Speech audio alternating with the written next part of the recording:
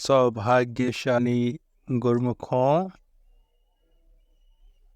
श्री सद्गुरु दाता दीनदयाल जी श्री गुरु महाराज जी ने हम गुरुमुखों पर इतनी रहमत की है कि हम घर बैठे ही श्री सद्गुरुदेव दाता दीनदयाल जी श्री गुरु महाराज जी का भजन अभ्यास अपने अपने घरों में एवं पास के जो श्री मंदिर बने हुए हैं वहाँ जाकर श्री गुरु महाराज जी का ध्यान कर सकते हैं।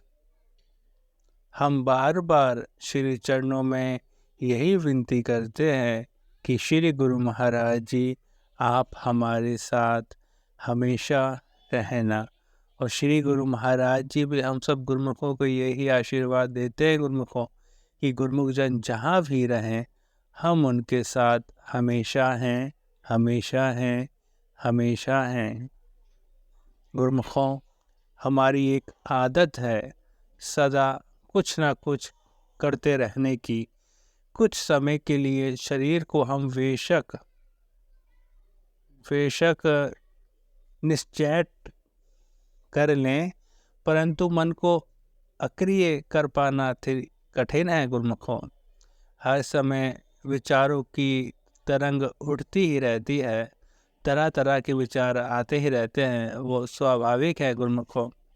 मनुष्य के पास मन कोई अलग वस्तु नहीं है, चेतना की इन तरंगों का नाम ही मन है गुरुमुखों। जैसे सागर या झील में लहरें उठती दिखाई देती है ना गुरुमुखों, इसी प्रकार मन में विकारों की लहरें हर बार उठती रहती हैं। मन की यह तरंगें इन बाहरी आँखों से दिखाई नहीं देती। मनुष्य मन की इन तरंगों को अपनी चेतना रूपी आँखों से अपने ही अंदर देख सकते हैं। और झील पर जो तरंगे हैं ये एक दशा है गुरुमुखों। जब झील पर जो तरंगे हैं इसे हम कहेंगे तूफान।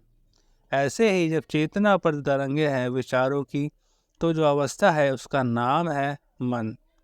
जब झील शांत हो जाती है गुरुमुखों तो लहरें सो जाती है और झील की छाती पर कोई कंपन नहीं रहता। तब वे एक मौन दर्पण बन जाती है गुरुमुखों। जब चेतना भीतर ही रह जाती है, अपने में ठहर जाती है, उस अपने में ठहरी हुई चेतना में आत्मबोध उत्पन्न होता है गुरुमुखों। एक मैं आपको महत्वपूर्ण गाइडेड मेडिटेशन बताने जा रहा हूँ, तो आप सब गुरुमुख जन ध्यान पूर्वक सुने। साधु जो जन अनहद ध्यान धरे, पांचों निर्बल चंचल था के जीवित ही जू मरे। सहज सहज में हो प्रकाशा बाधा सकल हरे, जग की आस बास सब छूटे ममता मोह जरे। शून्य शिखर पर आपा विश्रे काल सो नाही डरे, चरण दास सुखदेव कहत है सब गुण ज्ञान करे। सौभाग्यशाली गुरुमुखों, इसका अर्थ है संत चरणदास जी उपदेश करते हैं कि ये साधको जो भी साधक दृढ़ता से अनहद गुरु शब्द का अपने मन में ध्यान दृढ़ करेगा उसके पांचों विकारों और चंचल मन निर्बल हो जाएंगे, अर्थात उसके काम क्रोध विकार शांत हो जाएंगे तथा चंचल मन की चंचलता मिट जाएगी। इस ध्यान को अभ्यास करते करते सहज में ही गढ़ भीतर प्रकाश हो जाएगा गुरुमुखों और सभी बाधाएं मार्ग से टल जाएंगी। इस ध्यान से जगत की आशा वासना ममता और मोह तथा आपा भाव दूर होकर शून्य शिखर पर सुरती पहुंच जाएगी और श्री गुरु महाराज जी से मिल जाएगी। इस प्रकार ध्यान करने से काल के भय से साधक पूरी तरह मुक्त हो जाएगा।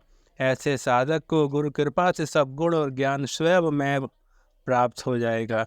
प्रिय गुरुमुखों, समस्त अज्ञान को नष्ट करने और यथार्थ ज्ञान को पाने के लिए एकमात्र साधन है भजन ध्यान। अतः इस समय से पूरा लाभ उठाने के लिए प्रसन्न मन से सुखासन में बैठ जाएं। सुखासन में बैठकर शरीर को अडोल व स्थिर रखने का प्रयास करें। इसके लिए ढीले वस्त्र पहने गुरुमुखों, नित्य हल्का सुपाच्य सात्विक आहार ग्रहण करें। शरीर में स्फूर्ति लाने के लिए कुछ शारीरिक व्यायाम कर लें। दोनों नेत्र कोमलता से बंद कर अपनी समस्त चेतना को अपने भीतर मस्तक में स्थिर करें।